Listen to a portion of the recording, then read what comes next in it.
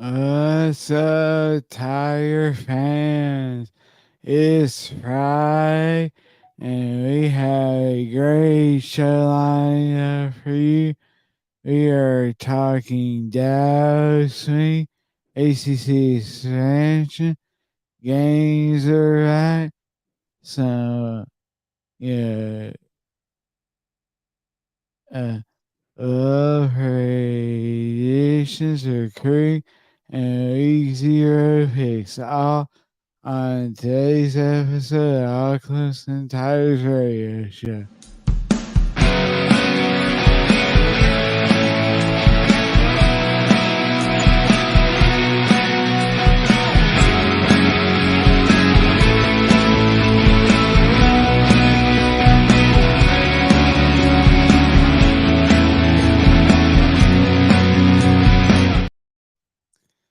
Welcome in again. I am Zach Lynch, joined as always by Jason Priester, who you were just saying you're a little sway. I'm not sure, if I want to dive into that. I think, when you start off, telling me that you're a little sway, I think I need just a little background. And I'm home alone. Uh, No, man, I just come in from the yard. you uh, know, I just finished up cutting the grass about 10 minutes before I jumped on with you, so I'm still a little sweaty. Probably not even 10 minutes. I didn't have to do car line this afternoon since it's Friday. So wasn't able to finish all my grass yesterday. Like I said, I got so much grass, man, and I just finished it up this afternoon. So sure. I'm still in my grass cutting clothes. I'm covered in dust and grass and all kind of crap. And Sure. Yeah. I that's mean, my story, and I'm sticking to it, brother. you're home alone and you're straight. That can only mean one thing. You're watching Showgirls. Hey, that is my story, and I am sticking to it. All right. Can you believe Well, I've never even seen Showgirls ever? I saw enough of Jesse and Saved by the Bell. yeah. So, here's the R that did I make it to the show the other day? Because I was, rear-ended by some chick who thought it was okay just to hit and run. But, I still, haven't gotten over this. I think, I called the a gas station. I asked them if they had any video, license plate, or what have you. And of course, you have to know their camera wasn't working at that time. So, Yeah. I'm like you. I would have been, man, I still probably wouldn't have slept. That thing would have just infuriated me, man. I yeah, probably wouldn't have slept for days. it's just courtesy. Even if you don't think that it's worth calling the insurance company or the cops or whatever, you at least have the decency to get out, make sure everything's okay, exchange information, and then go about your day. Probably didn't have no insurance or no license or no something. Exactly. Yeah. That's the funny thing. Yeah, I'm not sure. Like, if you watch a live, or I guess it's OP live now, the cop show that comes on, Friday and Saturday night. In fact, I know that you have seen it because we watched it, in, on a couple of road trips. I know which one you're talking about. Yeah, I mean, every single one of those people they pull over, either has no license, no insurance, or license is suspended. And so, it's a joke. Or they got a warrant out on them. It's always something. Yes, it is. Hey, I, Yes. on another note, I do have my brevers today, and in my good cup too. I don't know if y'all see. Ah, Uh, uh, I like that. I like that little Clemson Tiger swag. And you know what? If you're interested in getting some swag, as you can see, my office is now clean. That's because I turned all that crap into EJ, our sales guy. He is going to, having swag bags for giveaways at our Friday pregame shows, which start next Friday at, let's see, I think it's Magnetic South Anderson. So, correct. so it'll be there live. You can come, get your little swag bag and who knows, have a little fun.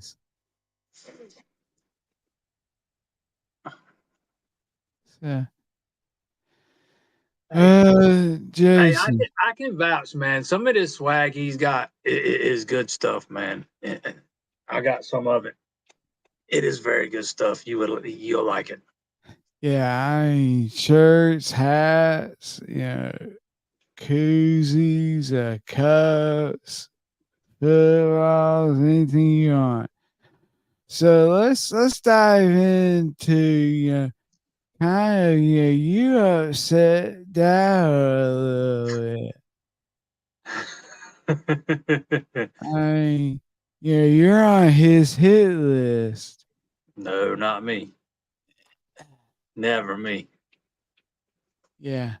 Well, if you hadn't heard last night on the Aurora 1055, Dow kind of let loose that he was not happy that his, talk to the team that he said, every class since 2013 has run a tile, and you're on the clock that Hostsville actually replayed for you last time.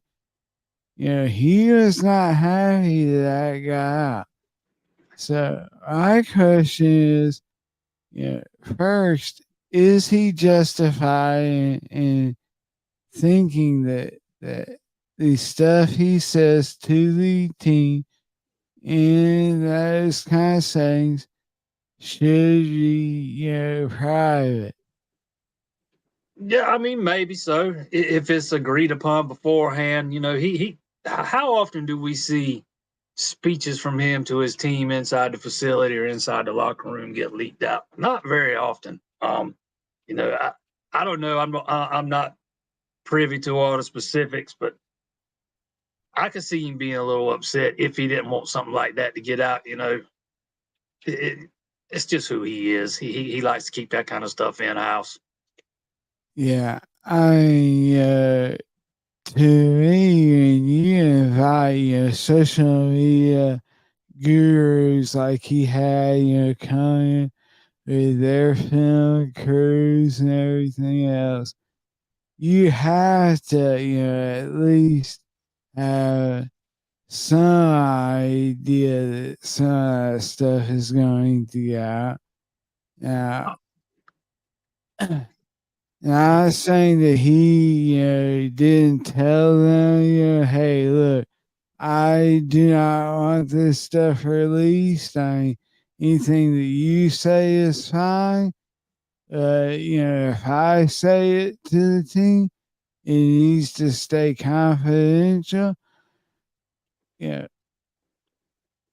However, in today's social media, news now, everyone has a camera, everyone has the ability to record anything. I think that, you know, that kind of stuff is is bound to get out. And for him to say that he didn't like that stuff, I think it's justified. I think he probably was ticked off when he started seeing reports on various websites quoting him and having links to that clip. However, you know, if you're going to bring in these guys who are, these big time speakers, you have to be aware that there's that danger. Yeah, the possibility is always there. That is the world we live in. Make no mistake. Everybody's got cameras. Everybody's always recording. Something's bound to get out at some time or another, whether you agree to it beforehand or not. Exactly. But That's how you have to be careful, with and you're sitting here talking about being all sweaty and home by yourself. So you never know when someone's gonna have a camera on you. They're gonna say, "Hey, Jason, I thought you were mowing the grass." you know, I done lost my train of thought. You left me speechless. Oh, I don't even remember what I was going to say. But yeah, everybody's got cameras now. It's just the world we live in. Whether you agreed to it beforehand or not, it's just it's just a chance you're taking. And now I remember what I was going to say. Clemson does a remarkable job of controlling leaks and kind of controlling the narrative and what gets out. Very few things get out of there that they don't want getting out. You know what I'm saying? So I'm pretty sure he probably was a little upset when that got out against his wishes. Oh yeah, all you have to think back to is Gary Riley's hiring. I mean, that was the most hush hush thing I have ever experienced. I mean, it was kept completely under wraps. You know, the the coaches and administration did a great job of making sure there are zero leaks and honestly zero people knew about it until it was time to announce it. So I agree. And that's the kind of stuff I think that it, if you're a dad, you know that some team out there is going to throw that on their bulletin board. And they're going to say, look, Dow said he's coming for us. He had these guys in here saying 15-0 African wild dogs. And you have to hunt and all that stuff. So I think the the message was incredible. We saw it on, we played it for y'all last show. However, I fully understand and think he is justified in being a little bit upset.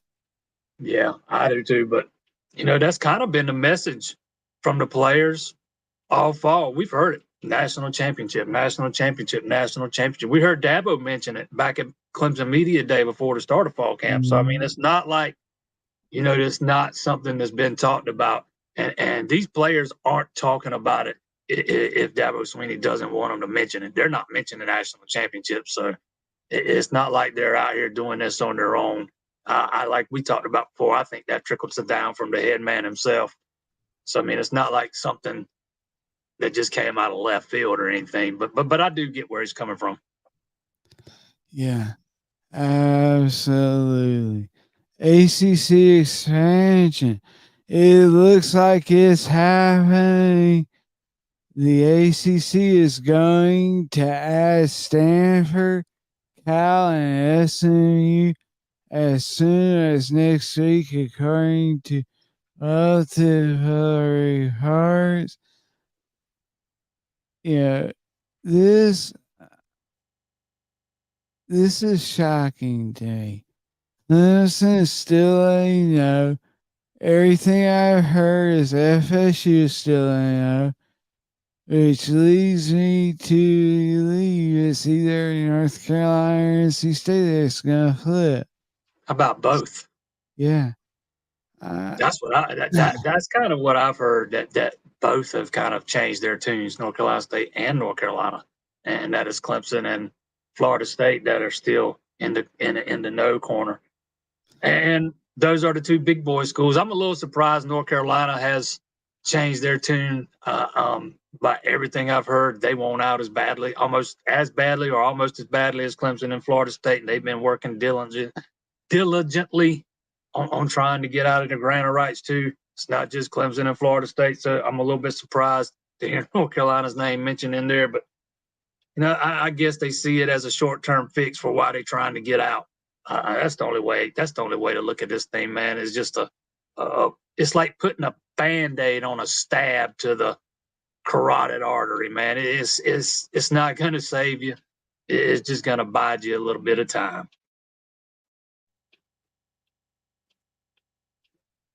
yeah, I think that honestly, I think that North Carolina and NC State are looking at the long term play. I think they are going all right. It's no longer if Clemson and FSU leave, it's when. And I think they are going all right. So if you're able to get the you $50 million from ESPN by adding those teams, then that is going to at least for the short term, be able to financially absorb the loss of Clemson and FSU. The issue is, the issue is,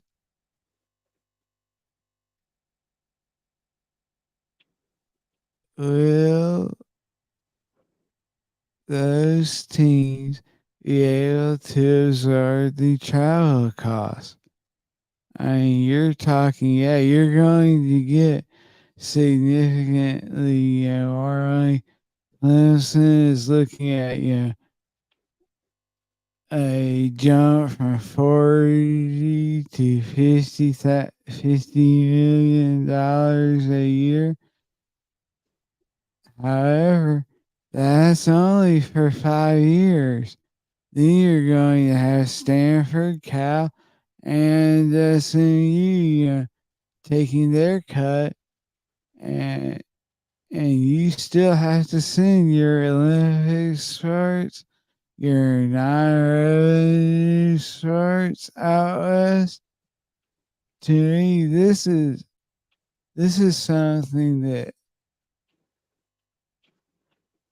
I I hesitate to call it a knee jerk reaction because it's obviously it's obviously been in the works for a long time, but it is very, very poorly thought out. It just reeks of desperation. That's exactly what it does. It reeks of desperation. It's a conference trying to make a move when in reality they have no legitimate moves to make. You know what I mean? And they don't really have to kind of backed against the wall with nowhere to turn and throwing out a lifeline. That's what it just reeks of desperation to me.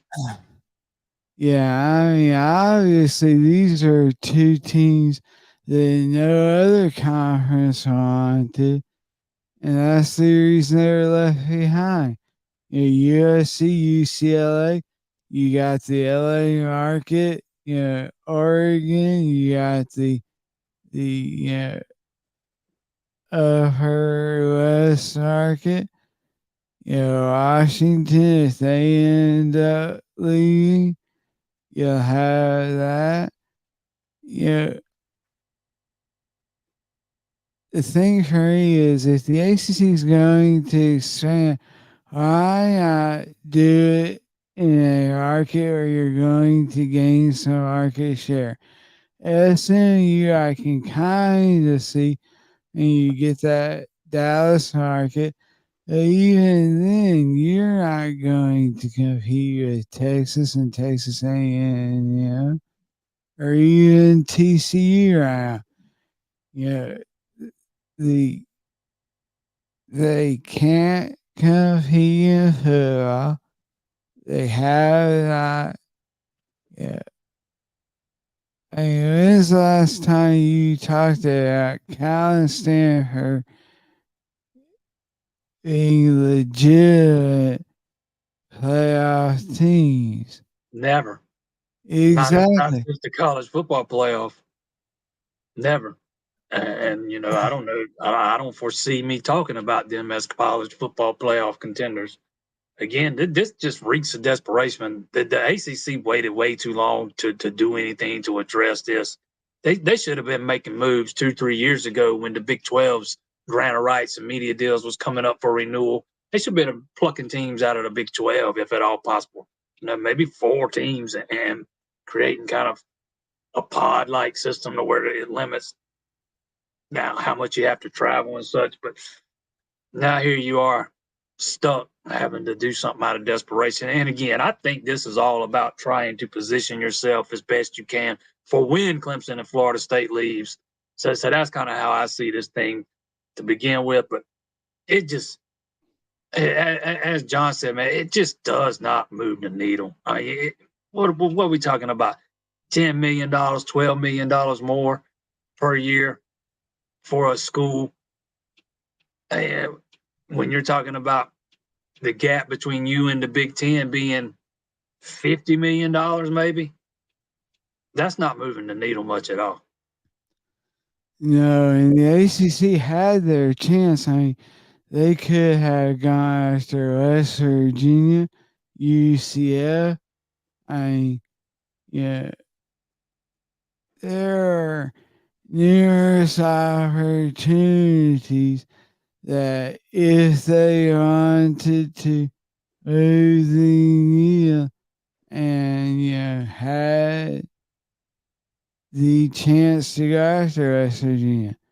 I know the academic stuff play a role in that. You you're going to tell me that you rather have the academics of Stanford and Cal and have to send your teams all the way across the country. Honestly, I can't wait to see 12,000 or 15,000 rednecks from South Carolina head over and just invade Berkeley, California. Talk I about a mean, culture clash. I can't wait for that to happen. I mean, look, it happened when Clemson went to San Francisco to play national title, and the culture clash happened a little bit. If you're talking a culture clash, send them to Berkeley. I mean, that is one of the most, you know, liberal, not South friendly parts of the state. I want to see that. It would be entertaining for sure. You know, you talking about, the academic part of this. The ACC waited way too long to make football the priority, right? Forever it was about academics or either basketball. It was never football centric moves until, it was already too late. Um, and now here we are again. This, I don't know. I mean, this whole thing just stinks from the head up. It makes very little sense. Yeah, I mean, I I mean, that's why know. West Virginia is not in the ACC right now. All because of academics and ACC presidents sticking their nose up at West Virginia. They're not too good. They're not good enough to be in this league. We're too good for them. Yeah, yeah, and you got Syracuse, you know, Virginia Tech, Miami, and yeah, the thing is, of those three teams, how many have a championship to their name since they joined the ACC? One, if we're talking about conference championships, Yeah. and that's just Virginia Tech, Mm-hmm. and not in a long time. You know that program's fallen off a cliff since Frank Beamer left. Um, you know, adding Syracuse, I get it. You want to get into that New York market. Still, I mean, that's not Yeah, doing but the anything. thing is, It's not doing anything to help your football prowess. does anyone in New York even give a damn about Same thing college about Boston football? College. Boston College is probably the least favorite or least viewed sport in Boston. It's a pro sports town. Um, another move that just didn't make a lot of sense. Same thing with Pitt. They're not generating a lot of eyeballs. Heck, if you look at just going by views, Stanford and Cal get more views than half the teams in the ACC. Now, how sad is that? Oh yeah, And those two um, teams suck and have sucked forever. yeah. I'll never forget. You know, when we were in Boston last year for the VC game.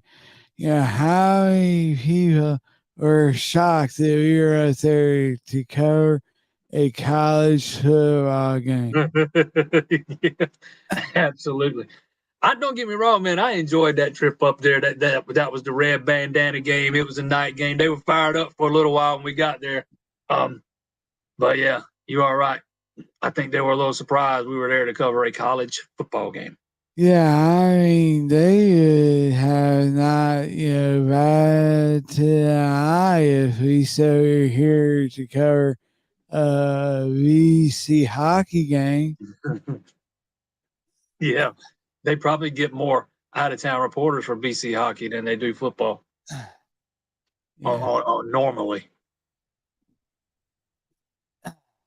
The thing is, expansion is happening and it's coming. So you're just gonna have to suck up and okay, those West Coast hippies. I mean, San Francisco, the Bay Area, Stanford, Palo Alto. I guess, it's going to be a long ass haul for them to come over for ACC days. Here's my bold prediction: Clemson doesn't make very many road trips to Cal or Stanford, if any, ever, after they join the ACC or as conference brethren. Let's put it that way. See, here's why I think Jim Phillips is going to screw Clemson big time. I think they are going to live out west for 3 weeks. He's going to have Clemson at Cal, Clemson at Stanford, and then Clemson at SMU. He better do it in Just 2025 because I don't think Clemson's in the ACC after 2025. You yeah. better do it fast. Well, that's the thing. These conferences, losing losing their teams, it can happen super quick. Yeah, if you want to give them a good little, swift kick in the ass on their way out, that's exactly what you do to them. Schedule them for a West Coast swing there on their final season. Oh yeah, if you think the ACC do it, you're wrong. Listen, Nothing they would do surprises me. before we get into anything else, I want to remind everyone to check out Sunday Reset. Uh, Raz Sinkers does a great job of letting you know what happened this past week and also the coming week's events. Listen, this coming week, football is back. Clemson has their first availability on Wednesday. That's when we'll get to hear from players, Garrett Riley, Wes Goodwin, and then Thursday you get to hear from the man himself, Dallas Swing, as they preview the Duke Blue Devils. So, yeah, we are here. We are finally here. Talking season's over. And you know what? The exciting thing is, there is football this weekend. I mean, how excited are you that your grass is mown, and so your wife should let you sit your ass on the couch with a cold glass of tea and do nothing, uh, just sit down and watch football. She would if I was going to be here. I'll be able to watch some tomorrow evening and tomorrow night, but I don't see nothing there in the day tomorrow. I gotta get back out on the road again for a little while. So Ah. remember, I got to make the trek up to the Chesapeake Bay tomorrow. Oh yeah, yeah, yeah. So So I'll get to see some tomorrow evening, tomorrow night. so let's give everyone a quick rundown of Week 0 games. First off, at 2:30, you have Navy at Notre Dame. That game is in Dublin, Ireland. As an Irishman, I have to say go Mitchell. I am very intrigued by this Notre Dame team with Sam Hartman at quarterback. I know they lost some receivers, but he is a major upgrade from what they've had at quarterback in recent seasons. That's a very intriguing team. I'm hoping my daughter's gonna let me at least listen to it on the radio on the way up tomorrow. I might have to bust out the earbuds for that one. Yeah. All right, then we have UTEP and Jacksonville State, UMass and New Mexico State, Ohio and San Diego State, Hawaii and Vandy, San Jose State at number 6 USC, and then FIU at Louisiana Tech. So honestly, uh, there's not a great slate of games, but football is back. If you're a guy that can't stand the SEC, you can always sit down and watch Vanderbilt maybe lose to Hawaii tomorrow night because that's always a possibility with Vanderbilt. Yeah, have you seen Vandy Stadium? I saw the picture that was circulating a couple of weeks ago. That stadium looked nowhere near ready to be played in. Man, it's going to be interesting to see when they open things up at home, how far along they are with that Yeah. renovations they're doing there. Yeah, I think I saw something where they're only going to have like 20,000, available. Wow, and that's some poor planning right there. Yeah, That's hard to believe. The SEC would allow that. yeah. And then you Hawaii flying all the way across America, which look,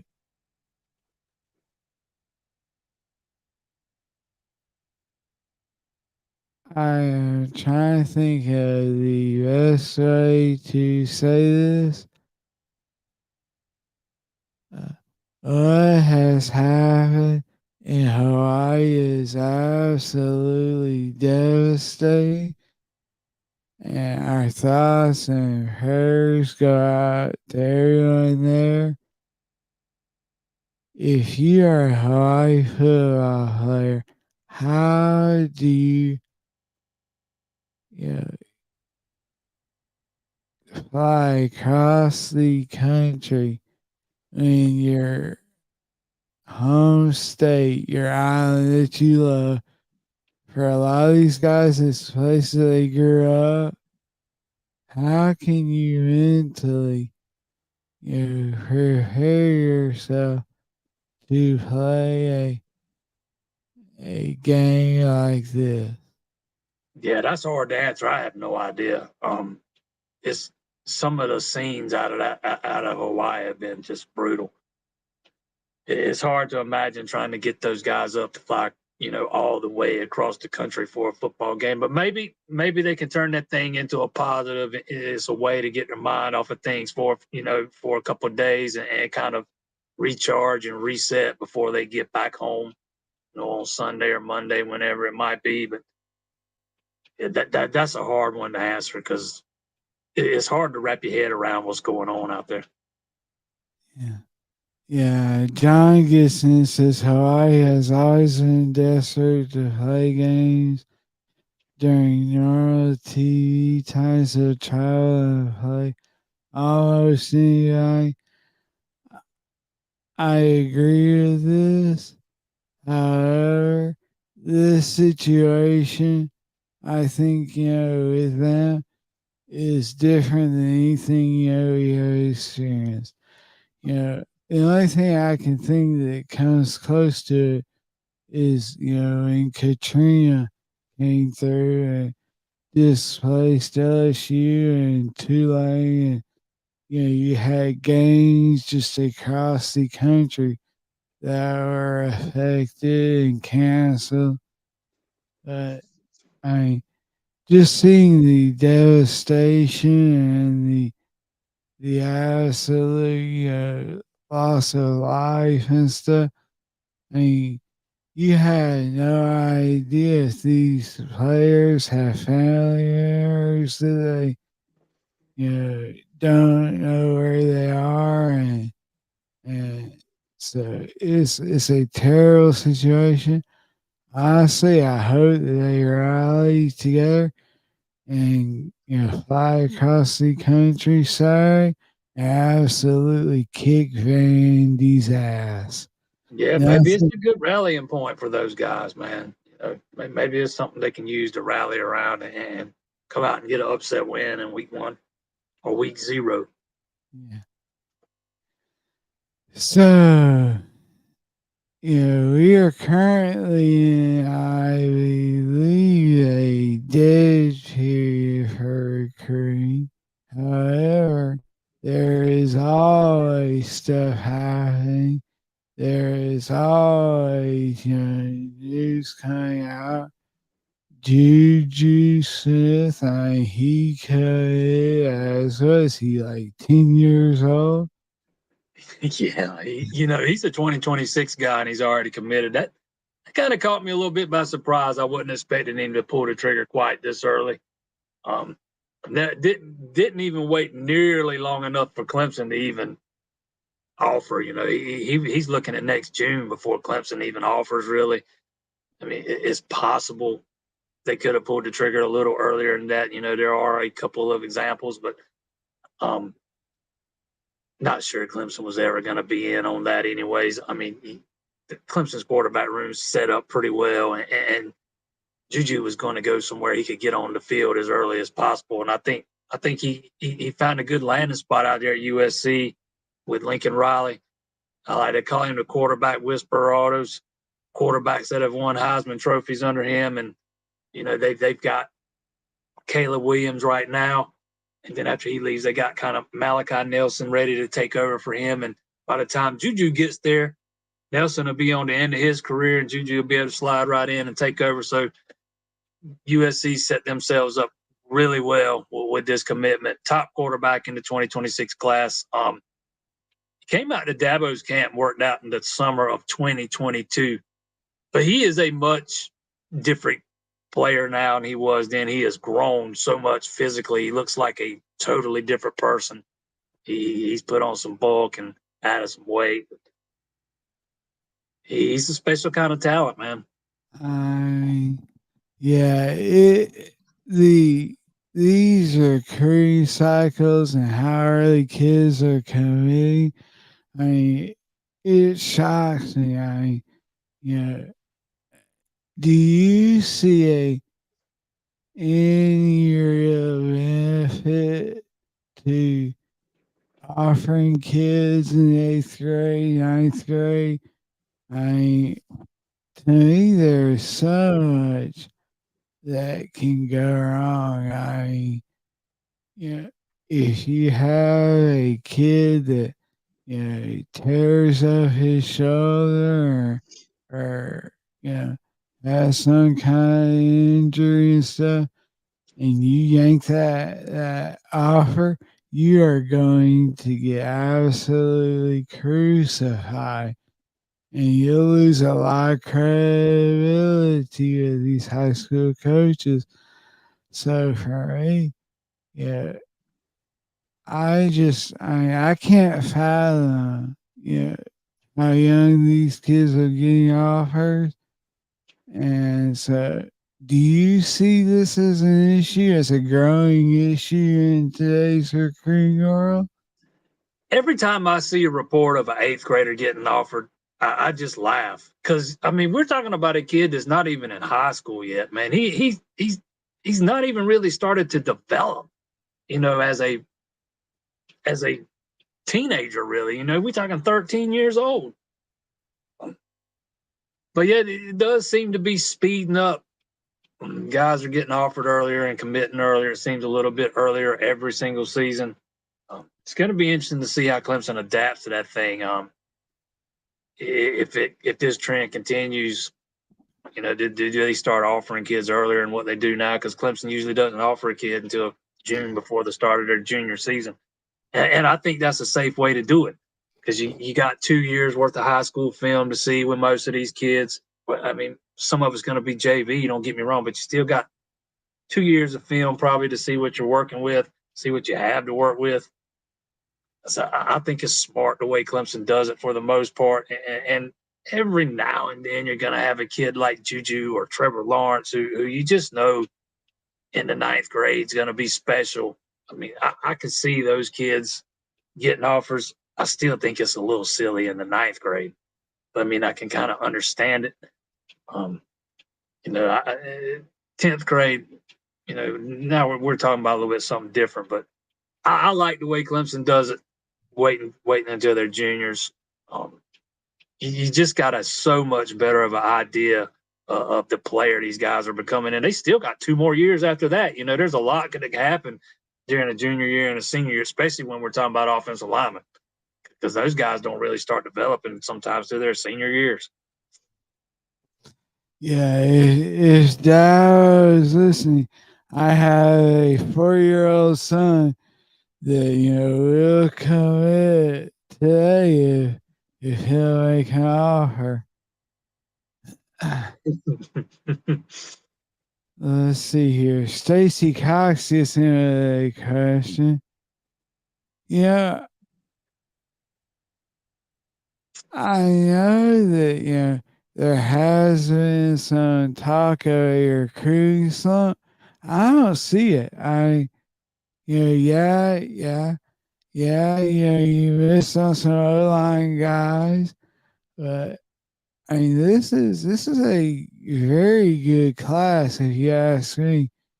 They're out there getting their needs met, and honestly, I mean, this is going to be an outstanding 24 class. I mean, Am I wrong?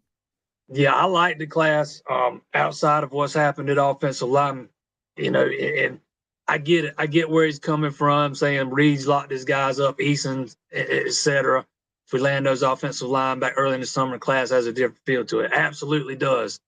But I didn't hear anybody calling Thomas Austin a weak link on the recruiting trail a year ago. He killed it. He killed it with his first class.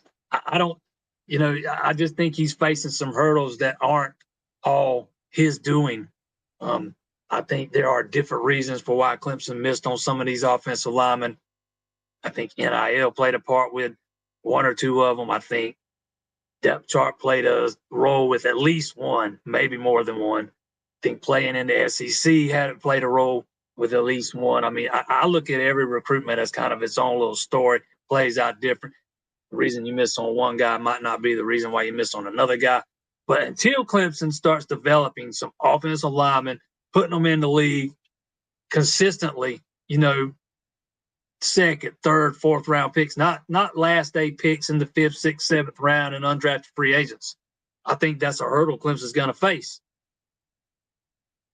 Having said all that, I think if you're going to have an issue bringing in offensive linemen, I think this was the class to have it because you kind of set yourself up well for the future over the past 3-4 classes.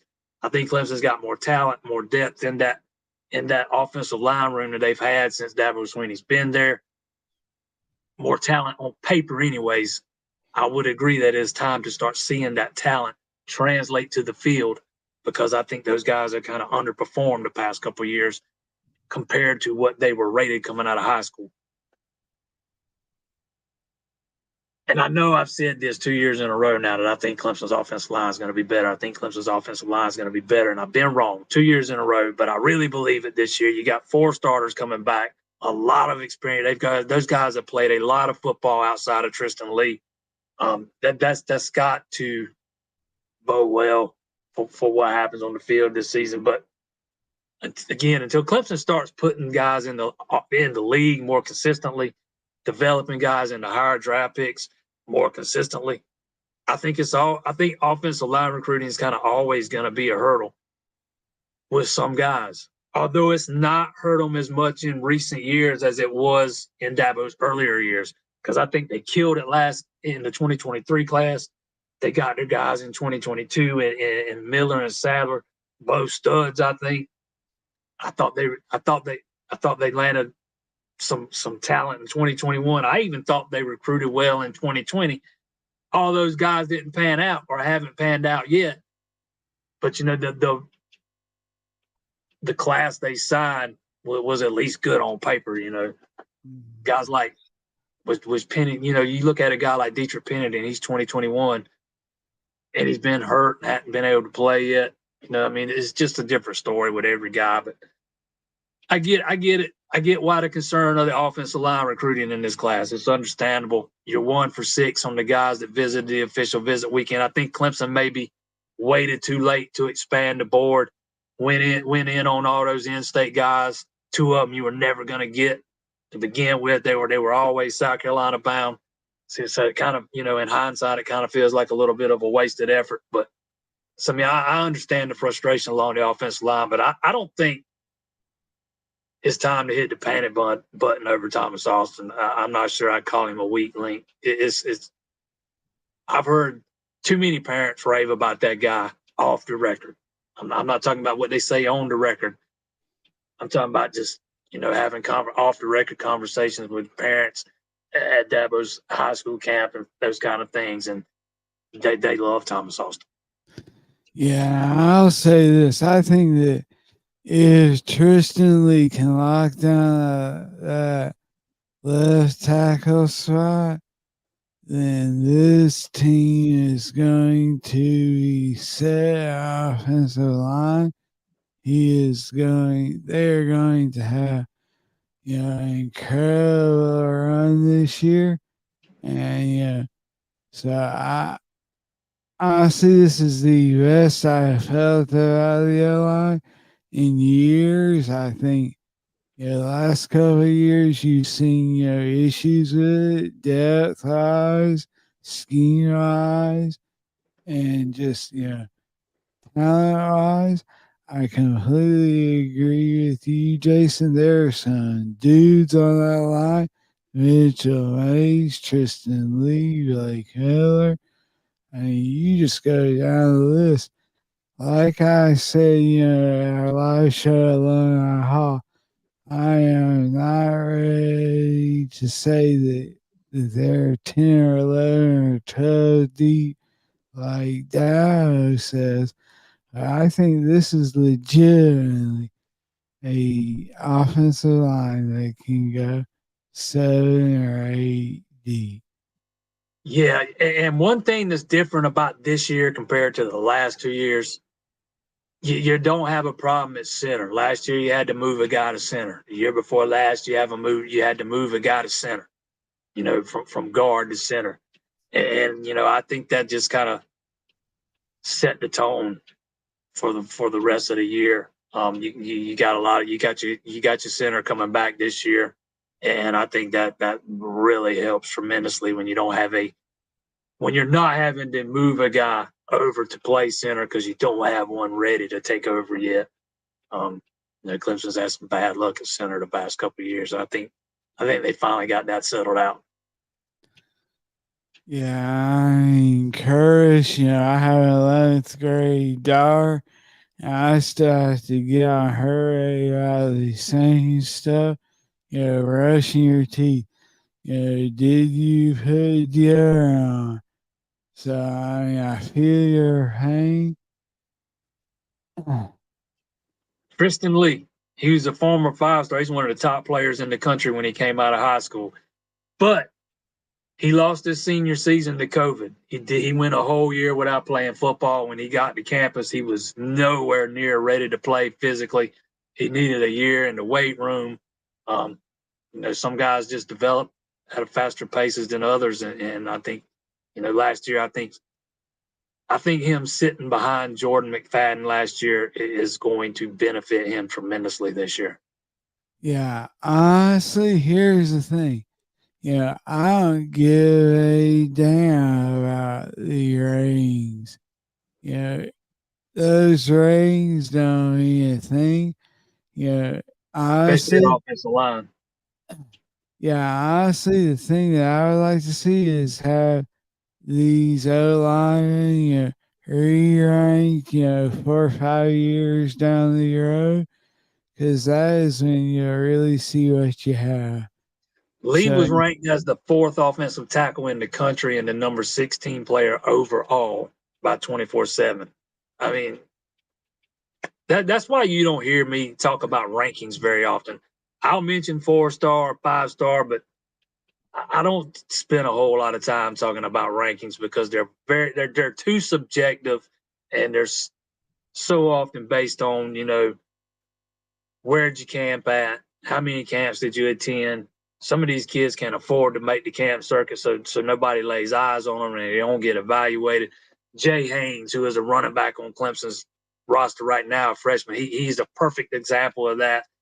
A guy that didn't get evaluated until very late in the process because he didn't go do the camp circuit for whatever reason.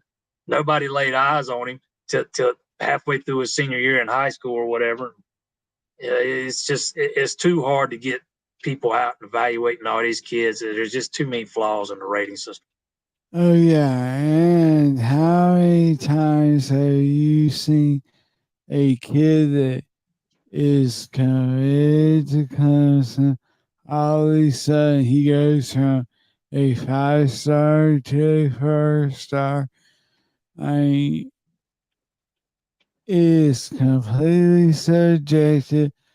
Stars don't mean anything. Just look at Hunter Info. Look at Cole Turner. Look at Wade Lewis. Grady Jarrett. Yeah, exactly. I mean, there are so many guys who if you're looking at stars, you would have never ever thought they would pan out to be the elite level guys they are. And look at them now.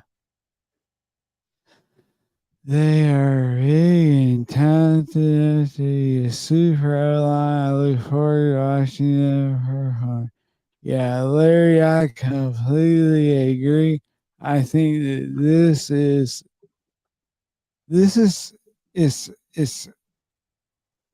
it's probably Dow's best O line since a Rich Highest last year.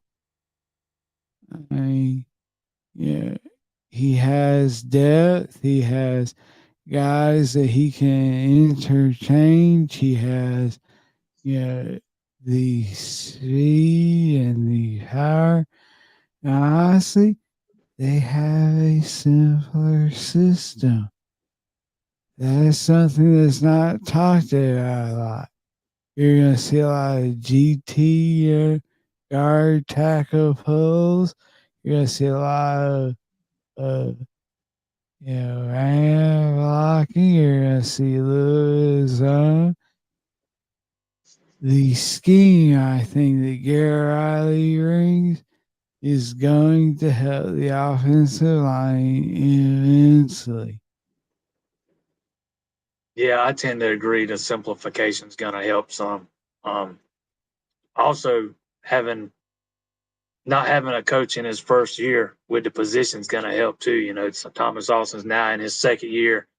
He knows what he's got to work with. They know what to expect of him. He knows what to expect of them. We talked about this before too, but I think that's going to help tremendously as well. Yeah, absolutely.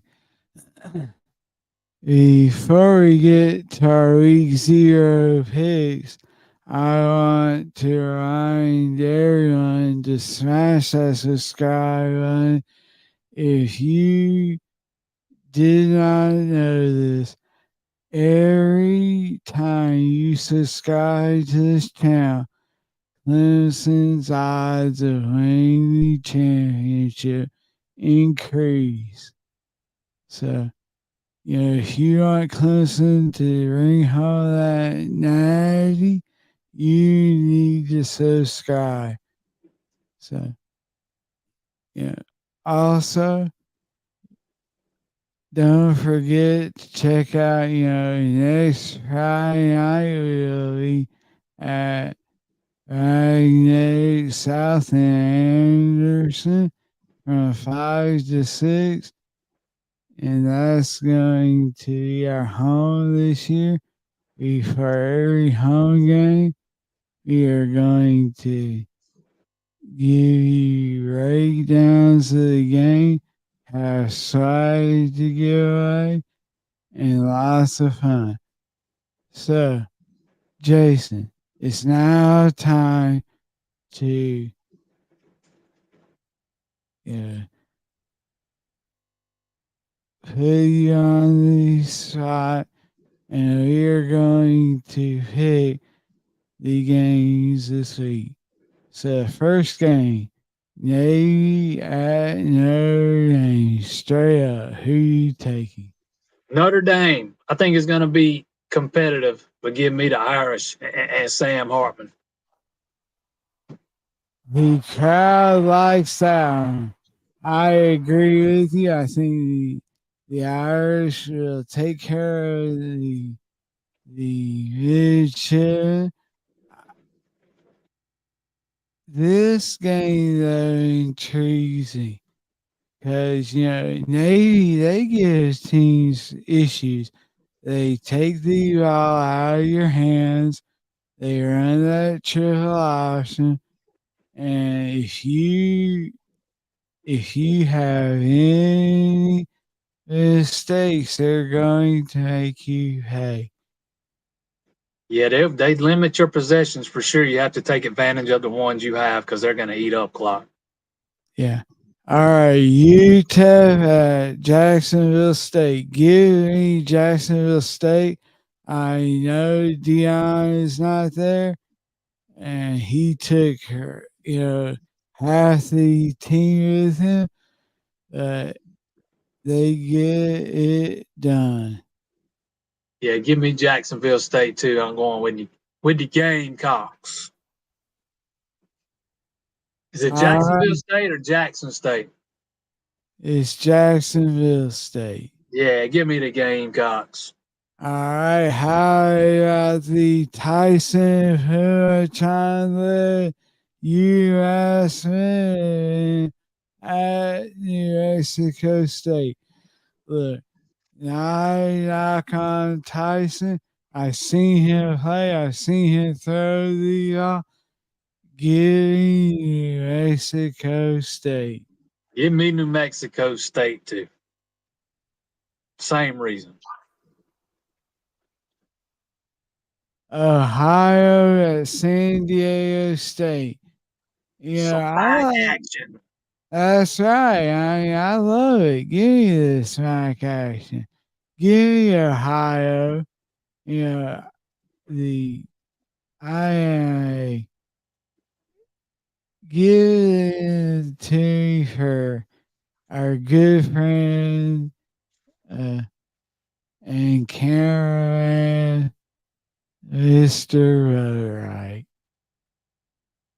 Can't go Ohio. Give me San Diego State. That's a good football team the past couple years. All right. The game that we were just talking about a little while ago, Hawaii at Vandy. My heart says Hawaii. My head says Vandy. Give me the Commodores. Yeah, I want to pick Hawaii so bad, but they're 17.5 point underdogs. They're flying across the country. I just can't do it. Give me the door Commodores. All right. San Jose State at number 6 USC, 8 o'clock on the, I guess it's still the Pac-12 network. I mean, give me Lincoln Riley, Caleb Williams to show out and start the Heisman campaign. Yeah, it starts at 8 o'clock for all intents and purposes. It's going to be over by 8:05. USC rolls. All right, FIU and Louisiana Tech. I will take Louisiana Tech. I love Sonny Dykes, or sorry, not Sonny Dykes. Tommy. Yeah, I know who you're talking about, and I can't think of his name either. Yeah, yeah, I think is it Sonny Comey? That's it. Yeah, yeah. I love I loved them last year. You know, they came to Death Valley and he wore his Ella Strong shirt. And so, you know, I will always be a Sonny Comey guy. Give me Louisiana Tech over FIU. Same here. Give me Louisiana Tech. All right.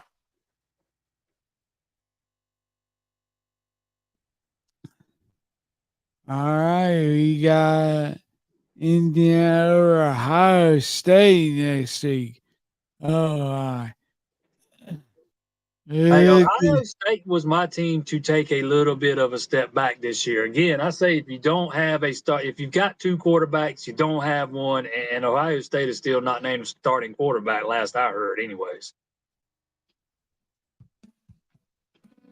Very true. Listen, thank you so much for joining us on this Friday edition of Clemson Tigers Radio Show. We will be back on Monday at 4 o'clock. And guess what? It's game week. For Jason, I'm Zach. Have a blessed day and hit that subscribe button.